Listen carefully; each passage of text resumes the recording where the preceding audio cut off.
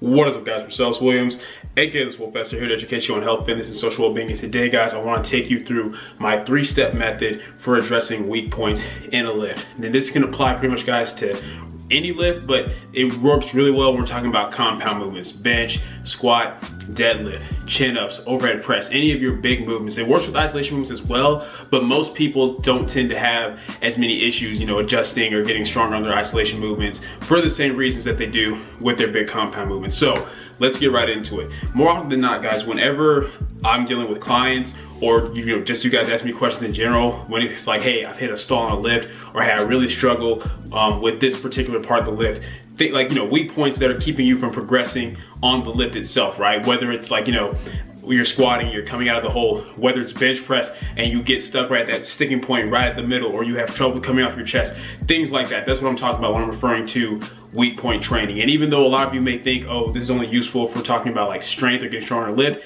keep in mind, if you're trying to build muscle mass, you want to be able to get stronger on your big lifts. So even those of you who are watching who are really focused on hypertrophy, this is going to help you out a lot as well. So getting right into it, guys. The first thing out of the 3 steps is always to break down your form, look at your technique. You would be surprised at how quickly you can start progressing on a lift just from looking at your form and cleaning it up a little bit. More often than not, guys, whenever you send me videos and it's like, hey man, I'm really struggling with my bench press, been progressing really well, but I got to this weight, I'm just stuck on this weight. It's not that something's magical about the weight, or it's not even so much that the weight just got heavy enough to where it finally became difficult for you. It's the fact that leading up to that point, your form wasn't where it should be. You weren't probably using the best technique, but because the weight was light enough, it didn't matter. You were able to get away with poor technique. But keeping in mind that technique doesn't just help us with injury prevention, guys. As I mentioned on the channel before, it helps us with letting all the muscles involved do the work they're supposed to as efficiently as possible. The proper technique usually puts us in the strongest position to lift the most weight. So when you get to a point where the weight gets heavier to where technique really is going to make or break you, that's the issue that a lot of you run into. So the first thing you want to do is just break down your form and technique and make sure that everything's on point. A perfect example, and I'm probably going to use this example for all of this just because I think it's something that most people consistently do. A lot of people may not like squatting or deadlifting, but most of you watching probably all bench press or have bench press at some time.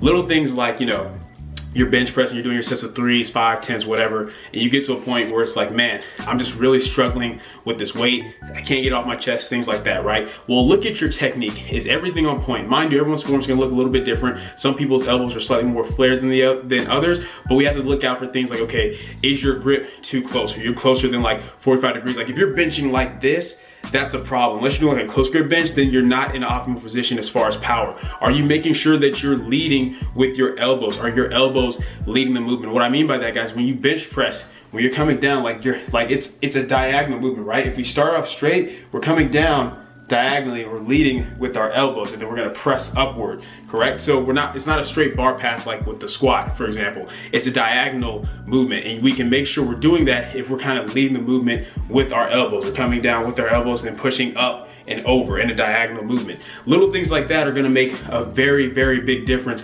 in terms of your force production and just using your leverages properly to produce the most force. So if you're not doing things like that, if you notice like, oh, you know what, I'm not really leading with my elbows when I'm coming down into the eccentric, I do have my elbows way too tucked, or maybe they're way too flared, things like that. Maybe my back isn't engaged. Just little technical cues. Fixing that is going to make a huge difference. If you know that the issue is kind of technical in nature, which you aren't going to know until you actually take the time to look at your technique, then that's the first thing you should do. I've had several people where I just tell them, hey, adjust this or fix this as far as their technique, regardless of what the lift is, and suddenly, boom, they're good to go. Like a lot of you with my pull-up tutorial video, you found that when you started focusing on pulling your chest towards the bar and retracting your scapula as you go up, versus just thinking of just pulling straight up, that you were able to suddenly bust out a lot more reps just from a little, technical cue. So oftentimes, guys, that's the first place where you want to start. The second step is going to be using proper, specific variations of the main lift to get better at whatever your weak point is with the actual lift. So once again, using the bench press, for example, if you determine that, hey, you know what, my technique is actually pretty sound, I just seem to struggle with certain parts of it. Like when I come down on my chest, everything's good, I'm nice and tucked, I'm tight, but when I explode off my chest, I just get to the sticking point, it's just hard. My form's on point, but it's just hard for me to drive through. That's when it's time to start looking at specific variations to help you out. More often than not, whenever people have trouble, like, you know, getting to that sticking point, what do you see them do often? They start doing block press, because they're thinking, okay, well, this is where the sticking point's at, right? So I'm just working on that second half of the lift. But really, guys, that's something you would incorporate more so if perhaps you're either, like, you know, a quick lifter, or if you have trouble with the actual lockout portion of the lift. If you're getting stuck about halfway up, that's not something that we're block training. I mean, it may, but block training is really not gonna do a whole lot for you.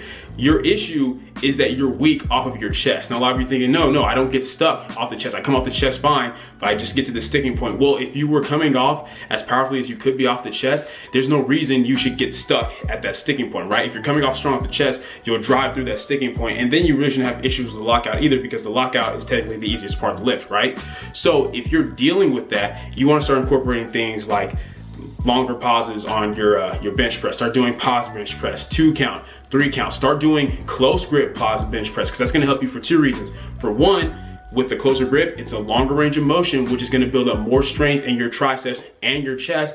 But also with that pause, since you're having to lift it through a longer range of motion, it's gonna be that much easier when you go back to your normal bench press. It's like, okay, hey man, if I'm good at exploding from a pause position off my chest with a closer grip where I don't have quite as much power, because you're going closer and it's a long range of motion, well then when I shorten that range of motion and apply the same principles, it will be relatively easier. So things like that. A lot of people are so quick to just throw any and every single variation of a lift they can at a movement to try to cover all their bases, so to speak. But really, guys, there's only so much time in a given training session. There's only so much time in a week. So when you get to the point where you decide, I'm just gonna do every variation of the lift that I can, it's a huge waste of time and a huge waste of energy, especially if you're doing variations that work on a weakness of the lift that you may not particularly have. So you need to, like we say, keep it specific, right? This is one of those examples, guys, where you have to find out what your specific issue is and address it with the correct tools that are gonna help you with your specific problem, right? That's the big thing. Don't just throw every variation you can. Figure out, okay, what is my weak point?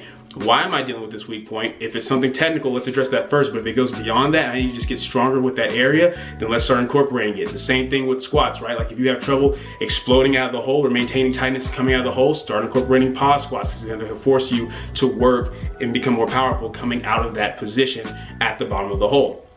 And then the third step, guys, once you already start incorporating those 2 things, is to add in non-variation accessory work to help get the muscles involved in the movement bigger and stronger. Sometimes, guys, it really is as simple as like, hey, the muscles involved in this movement are weak. You have a weak chest, you have weak triceps. So with that being the case, it's not always a matter of like technique or throwing in these variations. I've dealt with clients before, and I'm actually currently dealing with a client right now where his issue isn't so much that his technique is off or that he doesn't, incorporate variation work. It's just the fact that he's a smaller dude. He still has a lot of room to grow to get bigger and stronger, and that's of course gonna help add weight to the bar by itself, right? You get to a point where it's like, hey, your technique is good, you're just not strong enough to lift this weight yet. So the reason we want to incorporate accessory work that's non-variation is because, think about it. Let's say you're somebody where you're already bench pressing 2 or 3 times a week. Maybe you have your main variation a heavier day, your main variation a lighter day, and then maybe you have like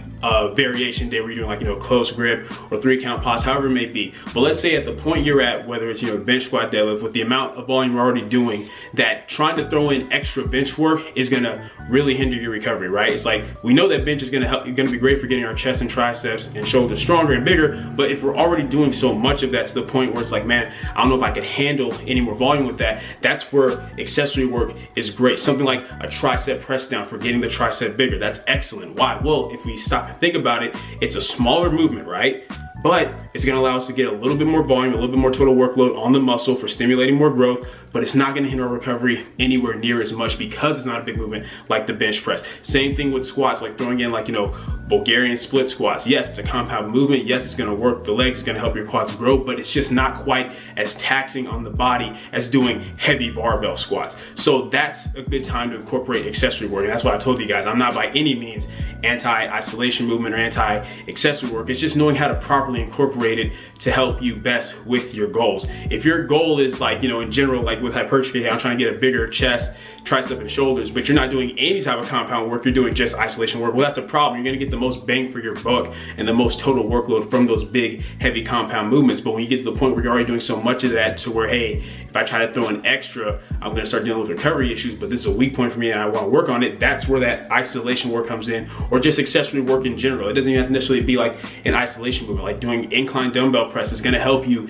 get your chest bigger, and that's gonna help you have a bigger bench as a whole. But these are the steps you kind of wanna go into, guys. Very often people, it's not that they aren't even necessarily doing these, but they go in the wrong order. I know people where they've thrown every variation at something, they do all this accessory work, and then comes to find out, oh wow, it's just a technique issue. It's something as simple as like, oh, I wasn't pulling the slack out of the bar on deadlift, or oh, I wasn't bracing properly on squat, or you know, I had my elbows too tucked on the bench press. Just little technical things that you could have fixed just by paying a little bit more attention to your form, breaking down your technique, and making sure that everything's on point. If you take these steps, guys, and go in that order, first looking foremost at technique, then applying proper variation accessory work, in addition to, of course, always working on technique, because we can always get better at that. I'm always trying to get better at that. I don't know any high-level power lifter or coach that's not always trying to improve their own technique as well as their clientele's, right? Like that's something you can always be improving on, that can always get a little bit better. There's no such thing as like quote unquote perfect form, because as the loads get heavier, you're gonna experience more breakdown. But the big takeaway is that focus on that first and foremost, and then apply variation accessory work as needed. If you do these 3 steps, guys, and go through it, then more often than not, at some point with one of the steps or somewhere in between, you're gonna find where the root issue is, and from there, you're gonna be able to properly address it and overcome those weak points on whatever the lift may be. Like I said, this is great for compound movements. It can apply to isolation accessory work as well, but more often than not, like if you're dealing or struggling with something like a barbell curl, more often than not, that's just a matter of care, using proper form and just being patient and gradually getting stronger on the lift. There's not, like, there is, of course, you know, technique involved with a barbell curl, but it's just not as technical a lift as, say, a deadlift, a bench press, or a squat. So hope I made all that clear, guys. Hope you enjoyed the video. If you did, go ahead, leave a comment down below, let me know what you did. If you're not, leave a comment down below letting me know what I can do to get better. Like the video, share, subscribe, keep it simple, specific, scientific. I'll catch y'all later.